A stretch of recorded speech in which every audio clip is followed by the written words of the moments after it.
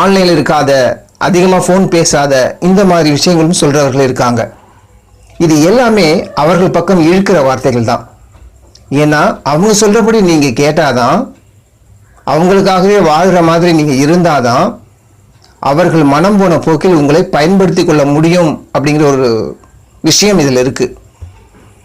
இந்த உண்மை புரியாமல் எனக்கு அவங்க தான், அவங்க எனக்கு தான், ஸோ நாங்கள் 2 பேரும் அப்படி இருக்கோம், அவங்களுக்கு தானே நான் இருக்கேன், வேறு யாருக்காக இருக்கேன், அவங்க சொல்கிறத கேட்காம வேறு யார் சொல்கிறத கேட்க போகிறேன் அப்படிங்கிற ஒரு கண்மூடித்தனத்தில் உண்மையான காதல் செய்கிற நீங்கள் அப்படி இருந்துருவீங்க. பின்னால் எல்லாம் முடிஞ்ச பிறகு நீங்கள் தான் வருத்தப்படுவீங்க. ஸோ அதனால் இந்த மாதிரி கண்டிஷன்ஸ் போடுறவங்க, காதலில் உங்களை பிடிச்சி இழுத்து கட்டி ஒரே இடத்துல வச்சுக்கணும் அப்படின்னு நினைக்கிறவங்க உங்களை பயன்படுத்தி கொள்ள வந்தவர்கள் அப்படிங்கிறத